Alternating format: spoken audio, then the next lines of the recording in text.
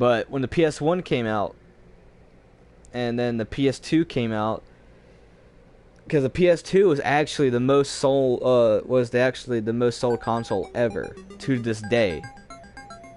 I'm pretty sure. What makes What it was the worse most sold was console? that PS2, yeah. Yeah, what makes it worse was that. Oh, you can go ahead. you want me to go first or you? Yeah, you can go ahead. Okay. What makes it worse was because the original idea for the PlayStation was Nintendo and Sony partnering up. Right. Then Nintendo got the deal, so Sony was like, "Oh, well, I guess we still have to make this." And Nintendo, in the end, decided to go with cartridges, the N64. Yeah. While the PlayStation made the PlayStation, or Sony made PlayStation 1. Because the PlayStation So 1 like, was you the had a first chance to be console wildly successful. that actually used disc. It's crazy to think about. I don't think that's true though. It really was the first console because the Sega didn't start Maybe using disc until mainstream after. console. Maybe mainstream console, but I'm pretty sure not the first. Would you mind double checking that? I'll check it out in a second. I'm gonna kill this dinosaur real quick. Let me pause this. But yeah, the most sold console was a PS2, but the reason why it was the most sold console was because it was a DVD player. It was cheaper than buying a DVD player. Because when I was growing up, a DVD player was like $400. Now a DVD player is like $20. You go to any store now. But when I was growing up, when I was little, all we had was a DVD player. And then my grandma bought me a PS2, and we used that mainly as our DVD player. We didn't really play games on it that much. And that's the main reason why it was the most sold console, because it was cheaper than an actual DVD player, which is crazy to think about because it plays games and DVDs. It was actually the first console to play games and DVDs too, the PS2. What was the first console to play disc?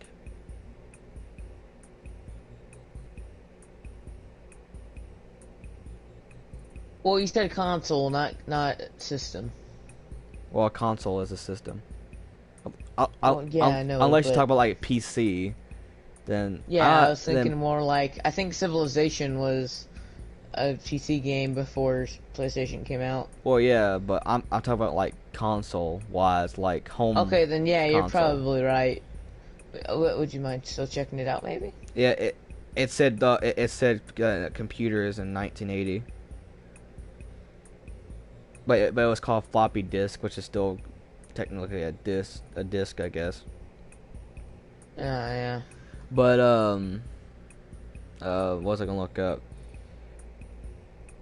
What was the first console to play movies and games? So sure I'm right. Video games include was sold the system to customers as the first video game home console. So the PS2. Well, I kind of figured that. Which is crazy to think, because the PS1 used disc to play the games off of, but don't forget they also had to use some anti-piracy software. Because that was when it was like mainstream. And also, did you know the reason the reason why it was very hard to to pirate a PS1 game was because the games were black, the discs were black. Oh yeah. And that's how it read it.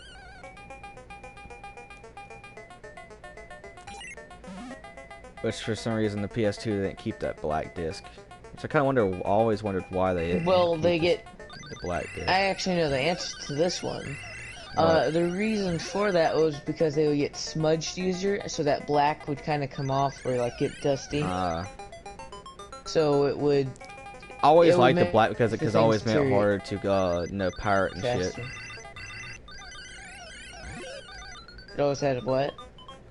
The reason I always liked the black was because it was unique, and plus it always made it harder to pirate games. Oh yeah, I mean, that's why Nintendo apparently stuck with discs for so long, or not discs, cartridges, because they're harder to pirate. But it was also harder to make them. Chips. That's why they were more expensive. Well, oh no, just because it's a physical thing, not just a piece of plastic. Yeah, and plus, all a disc really is plastic with grooves in it. Yeah. That's all what a record was. You know, it's weird too. how it's just like a mini version of a record. Yeah, it's just a thing with grooves on it. Which really makes you think, you know, it's like, how does that work, you know? It's just grooves.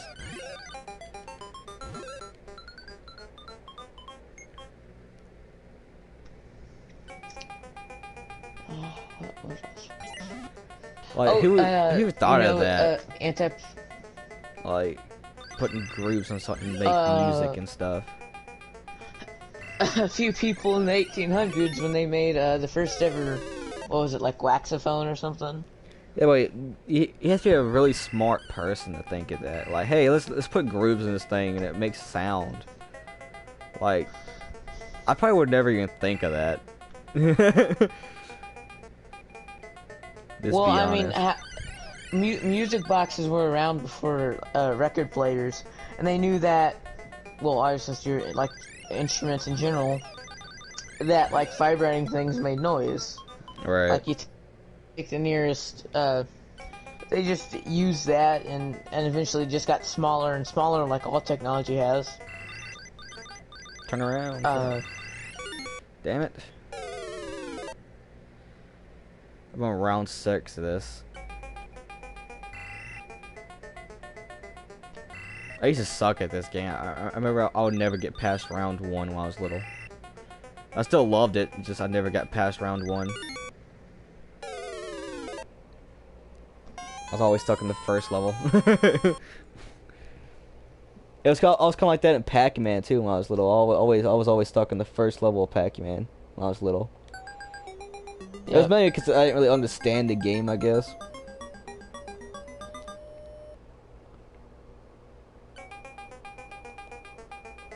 Well, I mean, with no one to like tell us that, hey, you do this to do this, you do that to do this. You can't understand things without things being It's kind of like, you know, like, because I grew up playing, like, Lego Star Wars, the complete saga, and Lego Star Wars 1 and 2, and the Lego Batman and all that. And, it's like, they're so hard when you're little, but when you go back and play them now, you're like, oh, this is easy as fuck. Why did I have trouble with this when I was younger? Ah! I'm an idiot. Apparently, I actually found a study kind of sort of on this. That, the reason for children, like, not, like, fully understanding or completing games was because they're, like, insecure about it or something. Like, the fear of messing it up or, it was some stuff like that. That makes you go, oh, I remember in, like, you know, Lego Star Wars 1, there was the pod racing level, and I could never get past it when I was younger. And I played it like recently, and I'm like, this is pretty easy. Why did I have trouble with this? I remember, like, it was me and my cousin playing it because we had a PS2, and I remember playing with him at my great grandma's house. And we used to play all the time. I remember we were stuck in that level for like a good month.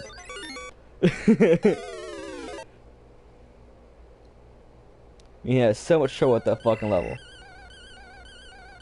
was the hardest shit ever to us. Ah, capture me. And apparently I'm not the only person who had trouble with that level. You know, people like my generation of people who grew up with Lego Star Wars and all that. I always said the hardest level in the first Lego Star Wars game was the pod racing level.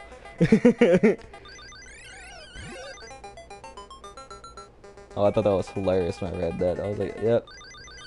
I had trouble at that level. You know, it's always like pretty comforting when you're like, God, this is difficult. Oh, like, good, everyone else is struggling with me. Like, it's like, thank God I wasn't the only one having trouble with that.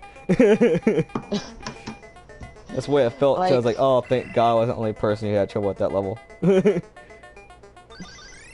I think it goes back to the thing I said yesterday, the like reassuring pessimism. Like, I mean, if you fail as a group, it's a lot easier than just failing individually. Right? That's what I'm saying. You take it a lot easier. You're like, yay. Well, at least I'm not the only one that screwed up. I'm not special. I'm not special, damn. Well, I mean, is being unique occasionally a bad thing? No, it's not. It's never a bad thing, not once. I was always told it's always good to be unique. Well, I mean, do you like it when you get called out in front of your class for something bad? You're unique, that you're the only one that did it. Not really. So therefore, that's a bad example of being unique. Having, Damn it. I can't think of a good example. I got sandwiched. I mean, was it delicious? Were you between a rock and a hard place? That's funny. No, I was sandwiched by two enemies. That's like one of the worst things that could have happened in it. I mean, one of these like old. Oh, I know. I hate that. And like Pac-Man. Yeah, you get fucking sandwiched by Ghost. You're like, oh fuck. And you know it's coming, but and there's no nothing you can do about it either. It's like you just fucked. Time like, slows. Oh, no. Yeah. I was playing fucking Pac-Man with my brother the other day. Game over. And me and him probably got sandwiched like 50 million times in that game because it's so easy to get fucking attacked by both sides. Because it's a maze, so it makes sense why it's so easy to get fucking attacked by both sides. But it's fucked up. Sorry, I was told that I had to keep it down. Yeah. Could you repeat that last part? I didn't exactly hear you. Oh, I was saying, yeah, that's like, I guess the reason why it's so easy to get sandwiched in fucking Pac-Man is because it's a maze, you know? Yeah, it's meant to be that. Have you seen, like, the, like, juiced up Pac-Man ones? Yeah. Where there's, like, no border, so you have to memorize it. And yeah. there's, like, 99 levels, and you have to complete all of them. Yeah, I remember that. That's ridiculous. I remember, like, there was this old Pac-Man game where it was, like, you know, like a 3D Pac-Man. It was very weird. I think it was for, like, PS2. There's a Pac-Man TV show. Yeah, it's like Pac-Man, like Ghostly Adventures or something like that. Yeah, that's exactly what the TV show's called. It's like when he's in high school or something. Which there's a theory that it's not the real Pac-Man. It's like Pac-Man's son or something. Which I don't know. The yellow orb. God, I had a weird taste as a kid. I watched that whole thing, and I'm like looking back on it now. That was not entertaining at all. Just the same 4 characters doing the same thing every episode, just with different plans, evil plans from the bad guy.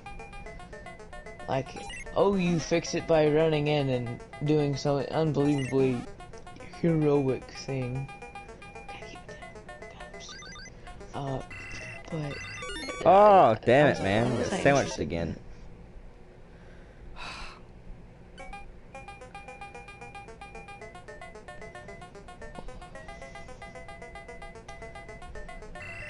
I feel like games were way harder back in the day. Well, I mean, games were originally for both adults and kids, so... Which, yet again, games were made for money back in the 80s, you know, for arcades and stuff. It was meant to be hard, so you pay more and more money for it. Yeah. That was their way of getting rich, was to make it hard to where you fuck up and have to put more coins into the machine. Which is pretty smart, to be honest. For like a business point, that's very smart. But even when But like it is a console little games come cheap. out, like, but even when like console games come out, like 2. I mean, there are games like Dark Souls these days. So, I mean, you can't really say there's a lot of easy games. Because there's Bloodborne and Dark Souls and Demon Souls, you know. Well, Super Mario Bros. The Super Mario Brothers. Hello? So there. Still there? Well, I think that also goes for like the first Super Mario Brothers, where it was only released on console, or not. The second Mario Bros. is only thing. it was only released in Japan because it was too hard for America. So we got our own version of Mario 2, which was like Doki Doki something. Oh yeah, and then they just ended it basically a remake of another game. Yeah, it was like a yeah, like a recover or whatever you call it, Doki Doki Panic or whatever it's called.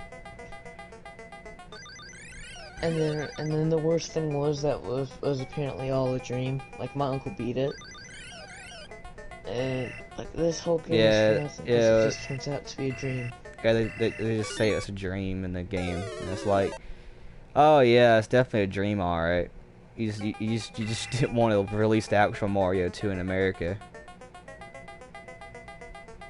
which I always took that as like a Americans are too dumb or stupid. too dumb to play a hard game. Well, that's exactly why they did it. That was their official reason. That was their official reason to not to do it. And it's like, ain't that kind of fucked up though? Oh yeah, well, you Americans are too dumb to play this game. Well, thank you for calling us stupid. But I mean, would video games be where they at today if they didn't cater towards each culture's interest? Well, I mean, that's the reason why games these days have, you know, very easy, medium, hard, and very hard, you know, shit like that. So you can pick whatever difficulty you want, so it ain't too hard for you. Which, I mean, is awesome, because there are kids playing games, and, you know, there are adults playing games, there are teenagers playing games, there are, you know, preteens and all that, different ages, you know, so it makes sense why they have, like, difficulty levels now. I just kind of like it, like, you know, how games in the 80s just had one difficulty, and they said, fuck you, if you can't beat it, oh well. Yeah. You have to deal with that's what Nintendo Power comics were for. Well, yeah, because there was always cheats and everything Nintendo in those. also... Oh, yeah, they also cheats, but you could also literally call Nintendo and they would help you through the level. Oh, yeah. Nintendo, they legit did that, and I find that now so we got, surprising. what, Game Informers now? From, like, GameStop? Oh, we got the internet. I think they're called Game Informers. I actually haven't got a Game Informer from GameStop in fucking 5 years because I don't have a what do you call it, a fucking power account, whatever it's called, a power up account, whatever it's called. I remember I used to get magazines every month, which was called like Nintendo Power. No, it was not called Nintendo Power. It was called Game Informers. Because Nintendo Power was the Nintendo. Nintendo Power stopped in like the 90s, I think. When was the last Nintendo Power released? Apparently 1997. Oh, that's way later than I thought. The first issue was 1988.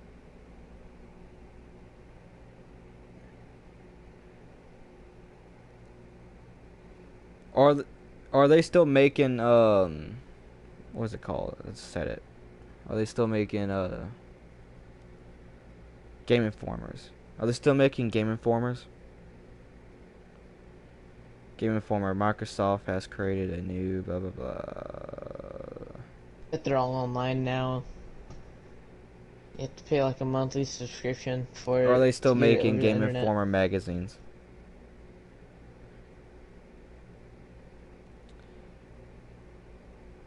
Don't say anything that they just didn't stop making them. Does GameStop own? Yeah, of course GameStop own Game Informers. Why would they make you fucking be a fucking Power Up, whatever? I can't remember what it's called. Power Up Pro, I think it's called. Power Up something. Power Up account or something dumb. Yeah, it's called something stupid. You can buy the fucking Game Informer magazines for fucking eBay and shit. I wish I kept all my magazines now that I can actually sell those. Oh yeah, I know. Like, damn. Comes a point where like hoarding things is a good thing and a bad thing. Like, well, yeah, that thing could become useful, or yeah, that thing could also become complete trash. Yeah, I remember I had like a shit ton of Game Informers. This dude has 1, 2, 3, 4, 5 Game Informers on one Nintendo Power. What the fuck? It's a mixture of fucking Game Informers on one Nintendo Power magazine. That's funny.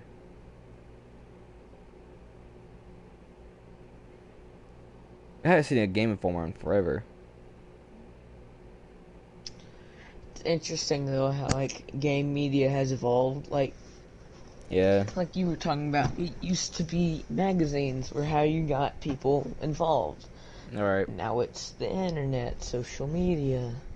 When I was growing up, believe it or not, there was no Wi-Fi, there was no smartphones, there was no flat screen TVs, there was no Blu-ray players, there was no PS3, PS4. Because the PS3 didn't come out until I was like, you know, older. 6. Same with like I think the PS4 didn't come out until I was like 2012. almost in my no, the PS4 came out way after when did the PS4 come out? It was 2012. Okay. Nintendo 2013. So I was like 11 or 12. So I was almost a teenager when the PS4 came out. When did the first smartphone come out? Like 2002. When did the first touchscreen smartphone come out? Okay, that's like 2003. 2005. iPhone. 2006. Okay. When did the first iPhone come out? 2007. So yeah. I was a little older, you know. Like I'm saying, when I was growing up, I remember the computer we had was one of those big white box computers. You know what I mean? That one of those computers that took fucking forever to get on the internet was to unplug your phone. Yeah, unplug your intranet cable from your phone, plug it to the computer, and using the fucking internet, fucking made your phone bill cost more. And I remember, I was playing like some online games on the old computer we had, and you got yelled at. And I got in big trouble because it turned out I accidentally got to where the phone bill was like $12,000 because I was on it all day and all night. And I was a little kid, so I understand that it was connected to the phone bill and all that. I just thought, you know, cool, I could play games on this thing. Sweet internet. You know, I was like, oh, cool, I could play games on this box right here. That's weird because you're like the Leroy Jenkins kid. But yeah, like what I'm saying is, it's weird because everything when I was growing up was boxes. I mean, everything. Fucking phones were boxes, TVs were boxes, computers were boxes, game systems were boxes. Like, everything was like a box. Now everything's flat. You know, fucking phones are flat, TVs are flat, computers are flat, laptops are flat. It's like, what happened? When I was growing up, everything was fucking bigger. I hate the minimalist design. Everything was a lot bigger when I was growing up. And I remember the old TV we had was like almost like 20 pounds. Well, yeah, no, it was heavier than 20 pounds. It was like 70-something pounds or more. Yeah, my mom and dad just got rid of their flat screen TV they got into like 2005, and that thing weighs like a truck. Yeah, like Yeah, a TVs new back then TV were and it's like heavy as paper fuck. thin. TVs these days are fucking. You can like pick up with Oh one yeah. fucking hand, like nothing. Oh, they're air. They're pieces of paper. How much did a You still TV have to set them weigh down. in 1999? Oh well, that's still 3x4 TVs. That wasn't flat screens. I didn't have a flat screen when I was growing up. I didn't get. I didn't see, dude. I didn't see my first flat screen until I was like 10 or 11 years old. I didn't see a flat screen TV until I was almost in middle school.